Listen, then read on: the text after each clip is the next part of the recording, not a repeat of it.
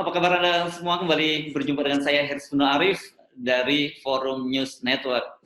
Nih, saya akan mengajak Anda ngobrol dengan Bung Rocky di perkembangan yang menarik nih. Saya kira dari kasus Menteri Kelautan Edi Prabowo.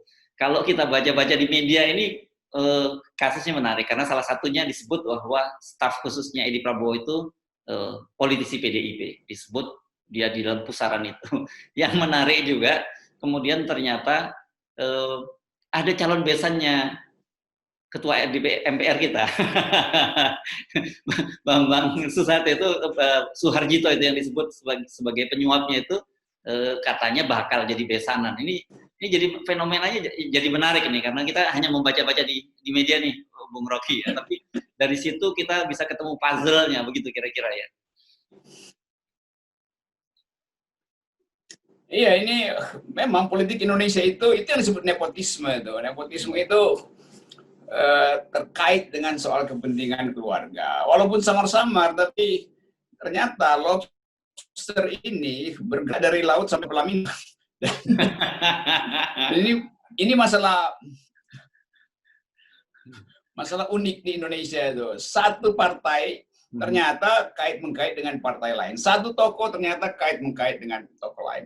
Bukan saja terkait bisnis, karena ada bisnisnya, tapi karena ada soal-soal kekeluargaan di situ tuh. Yeah. Jadi dulu kita ingat bagaimana rejim Soeharto itu kita belejeti sebetulnya karena soal-soal yang mirip, yang sama. Bahwa urusan politik itu bisa berhubungan dengan membaca kaitan-kaitan keluarga tuh. Jadi sedang tumbuh satu analisis baru bahwa yang politik itu pasti terkait dengan transaksi-transaksi kekeluargaan. Ini menarik sebetulnya. Kita tunggu bagaimana meme mulai diproduksi untuk memperlihatkan bahwa lobster dari laut tiba di darat, bahkan masuk ke ruang-ruang keluarga. Tadi menarik itu istilah Anda, dari perikanan sampai ke pelaminan, gitu ya. Dari pertempuran sampai ke petamburan, dari perikanan sampai ke pelaminan. Itu maksudnya. Ya. Oke. Nah, situasi ini menggambarkan betapa koruptif, sifat koruptif itu sudah masuk ke hampir ke semua sektor, Bung Rocky.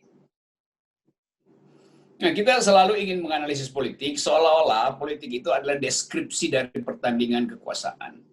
Kalau itu yang kita analisis, maka kita hanya lihat statistik, pemilu, macam-macam. Tapi kita lupa bahwa politik itu basisnya adalah etik. Dan itu yang sekarang sedang dihadirkan. Saya kemarin di Medan 2 hari dan menyaksikan bagaimana politik dinasti itu beroperasi dari istana sampai ke Pilwalkot Medan itu. Jadi akar oligarki itu bisa tumbuh di istana tapi merambat sampai ke Medan itu. Dan saya dapat laporan banyak dan pelajari di situ. Setiap hari ada aja menteri disuruh ke Medan untuk membackup calon dari presiden. Kan ini kan bukan sekedar pemborosan, tetapi etika politik kita diganggu tuh. Ada urusan apa kabinet harus bolak-balik ke Medan tuh. Nah, saya ingatkan pada masyarakat Medan bahwa Medan itu memerlukan ketua, bukan mertua tuh. Jadi politik mertua nih yang terus-menerus ada di situ. Dan anak-anak muda itu mulai terbuka pikirannya itu bahwa tidak boleh otonomi politik Medan itu dikendalikan dari istana, di remote control dari istana. Demikian juga ini soal benur ini. Jadi ada remote control sebetulnya yang menyusup sampai ke soal-soal kaitan antara orang yang lagi jatuh cinta segala macam. Jadi mungkin nanti akan ada disertasi baru untuk melihat kaitan antara laut dan percintaan keluarga tuh. Kita ingat dulu kan Dewi Venus itu kan dewi yang dilahirkan dari kulit kerang gitu. Ini mungkin ada dewi koruptor lahir dari kulit lobster. Ya. Ini nah sekarang kita fokus ke staf khususnya mantan Menteri Kelautan Edi Prabowo yang disebut Andrew namanya, agak susah, Andrew Pribadi Misanta namanya. Agak menarik karena ternyata kemudian publik menemukan dia latar belakangnya PDIP. Kan kita sebenarnya biasanya tahu orang-orang yang menjadi staf khusus ini adalah yang punya kedekatan khusus dengan para menteri gitu. Ini kalau kita telisik-telisik menjadi sangat menarik juga ini. Kemudian apa hubungannya kawin campur antara PDIP dengan Gerindra ini, Bung Rocky? Ini udah kayak politik Eropa itu, kawin campur antara Raja Jerman kawin dengan Raja Rusia, Perancis dengan Inggris segala macam itu untuk menyelamatkan dinasti. Jadi dalam sejarah memang ada itu perkawinan antara klan itu untuk menyelamatkan harta sebetulnya. Ini juga terjadi di kita. Nah, staf khusus itu kan dia seharusnya ditugaskan untuk memantau hal-hal yang khusus. Misalnya udah mulai tercium pers bahwa akan ada gejala korupsi. Nah, dia mesti bisikin pada si menteri, bahaya nih Pak Menteri, lobster kita mulai kecium. Ini justru dia tutup hidungnya, penciuman dia terhadap publik memburuk karena dia ingin ikut bermain kan. Jadi ini ajaibnya nih, staf khusus mesti lindungi menteri itu, tapi dia merasa mumpung menterinya punya kekuasaan, maka dia ambillah bagian-bagian receh, bagian-bagian koin dari sogok menyogok itu. Itu yang terjadi kan. Ya. Staf khusus tiba-tiba jadi kaya dalam waktu 2 minggu tuh. Sementara menterinya nunggu setoran mungkin 6 bulan lagi. Seringkali staf khusus lebih dulu kaya loh daripada menteri. Karena ngumpulin receh itu. Recehan kan lebih cepat dikasih orang kan. Supaya tutup mulut. Ya. Nah ini mungkin segera ketangkap karena yang dikumpulin bukan recehan lagi gitu. Gelondongan ini sekarang. Iya. Iya itu. Karena satu tambang uang terbongkar, ini staf khusus kelabakan tuh. Kan dia juga mungkin dia kecewa, sialan baru mulai ngumpulin koin udah kebongkar kasusnya tuh. Ya. Jadi kita lihat sebetulnya rekrutmen politik kita itu buruk karena nggak ada track record untuk memastikan bahwa staf khusus itu adalah orang yang bersih itu, orang yang mampu untuk menyodorkan konsep pada menteri, memberitahu keadaan di masyarakat tentang corotan pasang menteri. Ini nggak begitu. Jadi mesti ada semacam aturan, kalau bisa dibikin undang-undang tentang kestaf khususan itu. Ya. Supaya ada tapisan. Ini kan karena dia orang partai, justru disodorkan di situ untuk ngintip rekening menteri itu. Supaya partai yang mengirimkan staf khusus juga tahu berapa banyak yang mesti disetor. Jangan-jangan menterinya penggal-penggal juga setorannya itu. Itulah pemburukan dari politik karena kehilangan fasilitas politikal etis itu. Ya. Nah, kalau yang Anda sebutkan tadi itu kan dengan ditempatkan di situ dia tugasnya untuk mengintip lah, katakanlah begitu. Tapi yang terjadi ini bukan mengintip ini, dia malah menjadi semacam operator dalam kerjasama ini, Bung Rocky. Karena kalau kita baca-baca di media dianggap dia merupakan satu simbol gitu di antara para penyuap dan yang disuap. Iya, akhirnya staf khusus itu dia berfungsi sebagai makelar. Makelar antara menteri dan partai yang mendukung, makelar antara si penyuap dengan menteri. Jadi dia ditugaskan untuk memberesin hal-hal yang khusus. Yang khusus itu mestinya kebijakan. Sekarang yang disebut staf khusus artinya menjaga menteri dan mengefektifkan soal-soal khusus. Yang kita sebut khusus itu ada transaksi under table. Jadi kebijakan khusus artinya kebijakan sogok menyogok. Jadi itu akibatnya kan. Kenapa nggak disebut aja staf khusus memang mengurus kebijakan sogok menyogok, terus kebijakan korupsi dari menteri itu kan yang kita dengar selalu begitu.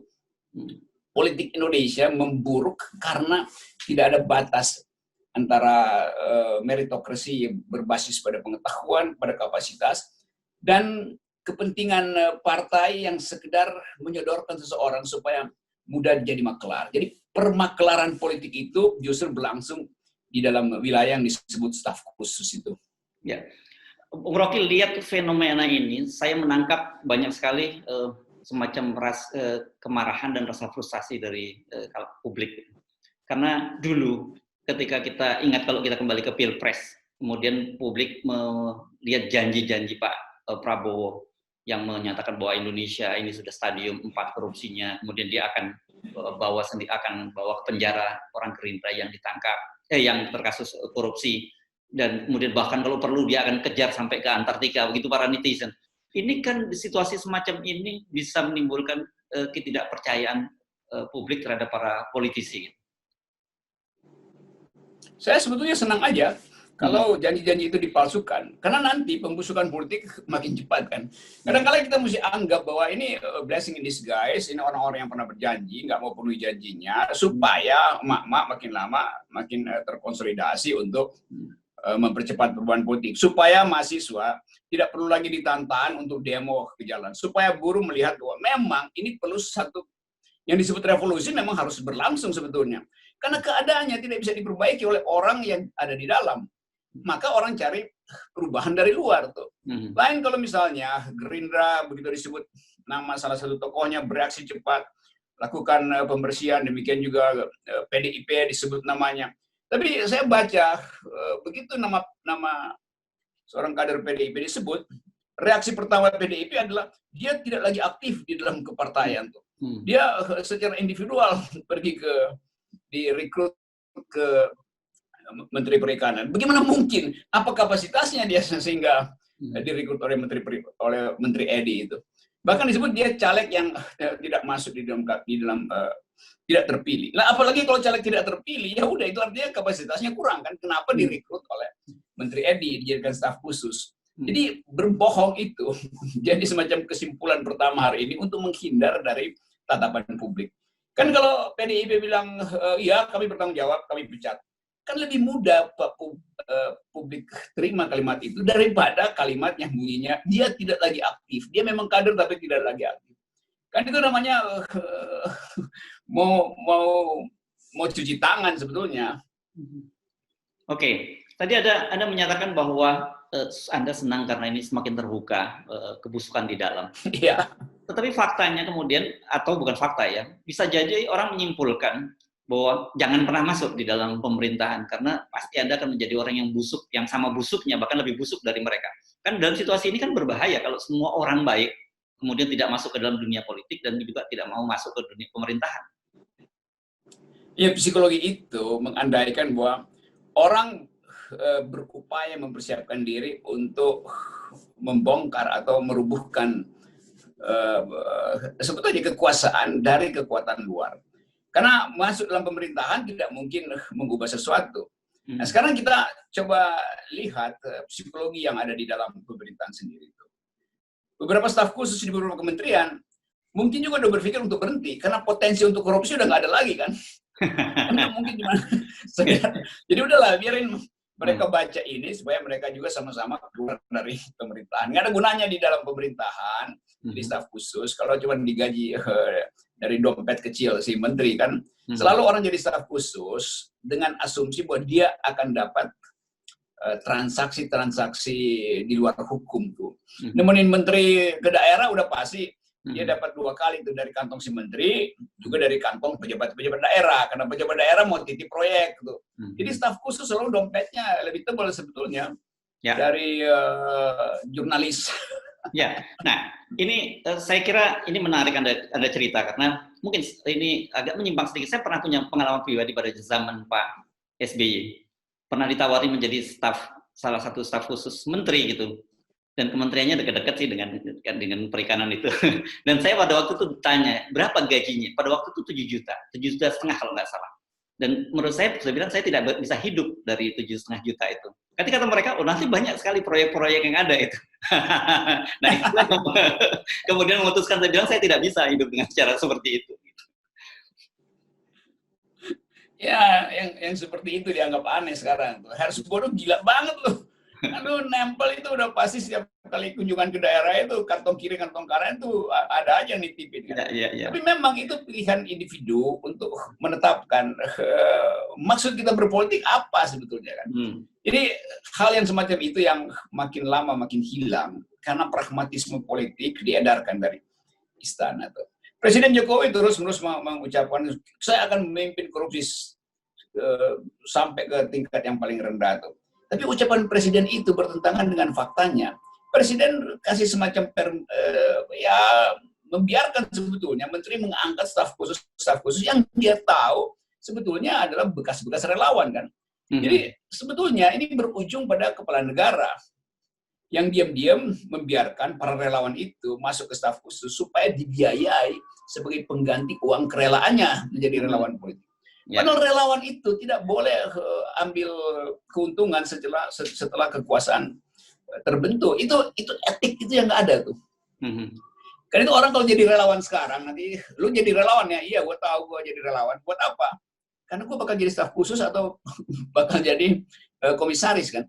Jadi dari awal kata relawan itu kata yang kehilangan maknanya. Dia rela karena ada iming-iming. Padahal kerelawanan itu sebetulnya di luar politik iming-iming tuh.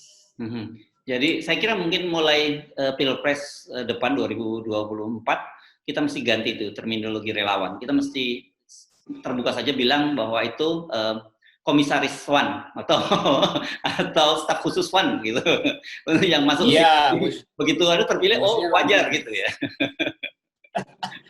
Harusnya dibilang aja relawan artinya calon komisaris, relawan artinya calon staf khusus, lebih enak begitu kan, lebih fair.